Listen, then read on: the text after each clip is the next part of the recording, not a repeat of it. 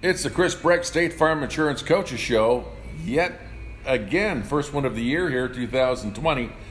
This is Matt Jarvi, along with me, of course, Coach Rocco Dobran. Coach, seemed a little longer than 1 year, doesn't it? Since football? It's been a long one for sure. Yeah. A lot of time off and definitely a weird year, but we're gearing up, ready to go. So, of course, and everybody knows what you guys have been dealing with, and we all feel for you and appreciate the fact that, like you and Joel and Tim and Lori, you guys had a lot of conversations, I'm sure. Absolutely. I mean, there's still guidelines coming out, every day, something new. So, yeah, it's a lot of work and the administration's doing their best, and we're doing our best to follow all the guidelines, and but at least that gives us a season. So. And with some of these meetings too, I don't know if you've been in all of them. I hope not, certainly for your sake. But I mean, you got the administration. You got the teachers union, probably involved a little bit in some of the stuff. School board. Yeah. It's a lot of moving parts. Absolutely. And everyone has a different opinion, so that never works either. Yeah. It's always tough. So. Well, probably a little saving grace. The guys out on the practice field, they don't really care about all that. They just want to play some football. That's right. And you told me before a little bit that, you got a pretty talented squad out there. So you feel good about it. Yeah, absolutely. It's a lot of inexperienced guys, but good, talented guys. So, it's just kind of simplifying things as coaching staff and letting those guys do what they do well, which is a nice thing to have right now. And I know you've been encouraged by your backfield just a little bit there with Rice and Nunes in the backfield. You've got some speed and a little bit more experience and maturity in those players. Yeah, absolutely. Nunes finally gets his turn to shine. He's been a great player for a while, and, he was behind a really good class last year. But this year, I think he's going to be a standout guy, a star, and obviously Zach Rice, we saw what he could do as a freshman, and I think he's just going to be a special talent this year. Trying to get him the ball will be a good thing. And, we put Kiefer Mandagello at quarterback a little bit. And he's going to give us a little bit of the running side of what we've had in the past with running quarterbacks. He's a smaller guy, but he's just so quick. So if you get Nunes and Rice and Kiefer back there, you got a pretty good, who's carrying the ball type of thing. Right. And then we throw Jake Slayton back at quarterback too, so it's going to be another year, 2 quarterback system, and where Jake is just good at what he does. He's just a good athlete, and he can go shoot a 3-pointer, go get a base hit, or go throw a football and complete it. So he just has that poise as an athlete, where he's just real relaxed back there. He's kind of playing on a bum knee, and that's okay because he's a kid that can handle it. So those 2 guys will both be back there, and they really, it's going to be hard to stop those guys when they get rolling here. And they have good compliments at the receiver position. So I know Tellis Andrews is back, and he was our leading yardage receiver last year on a really good team. He's been working his tail off all offseason. And then you got guys like Chase Carpenter, who had a great JV season last year, who looks great so far in preseason. And Joey Merline's going to play all-time football, so he's going to be a receiver, corner, plus kick the ball. Wow. Owen Shields is a sophomore who's worked his way and worked really hard this offseason, so he's going to be a guy that rotates in there, a receiver. And you're talking about Joey Merline too. What a tremendous year he had kicking last year. Absolutely. That's the only thing that worries me about playing him is making sure he stays healthy to kick the ball, right? Right. So, but those guys just have done a great job, and then the offensive line.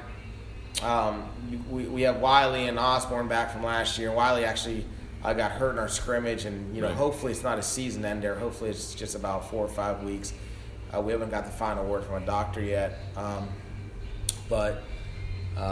then we moved some guys like Coleman, moved from receiver to lineman. He was just a very unselfish thing to do, which is great. And Chris Stein again is back. He's only a sophomore, but he's just a real talent at the offensive and defensive line. That's great. So we've got a lot of good players, but a lot of these names are still new.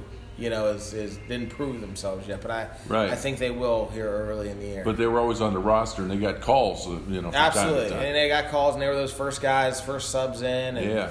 and you've seen them out there doing some good things, and Yeah. I think that's a good thing. And, and I didn't mention, but like tight end, we got Robert Hagstrom and Dakin Chabot, who are both big kids and big targets to throw to for those receivers. So there's definitely guys and players that have worked to be in a good spot.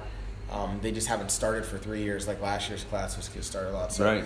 But I think it's just a matter of a couple games of experience before those guys really start to play. So hopefully the season lasts a little while and those guys get to the second half of the year, because I think there's going to be a good look at them guys. Well, tell me a little bit about this. We've been talking about them up in the booth off and on, but because they had great success down in middle school.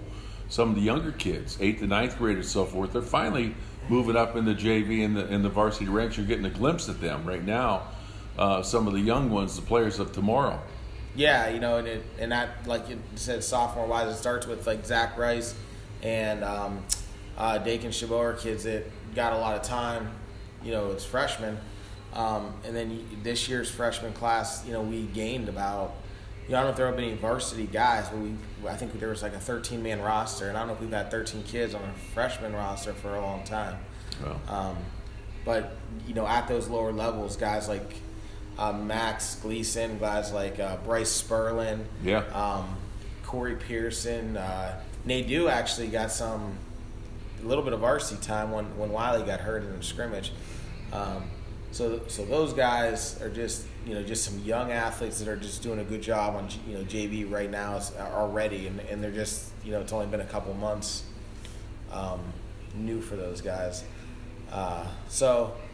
And like you said, and Shields is another guy I already mentioned, but he's also a sophomore. So that's he's a guy that's in one of those classes that are just coming up. Yeah.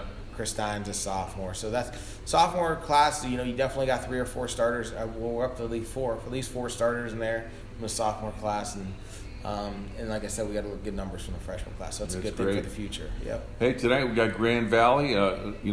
For a number of years they were traditionally the last game of the year. We're going to start off with the first game of the year. This time, what do you know about them as far as if they would?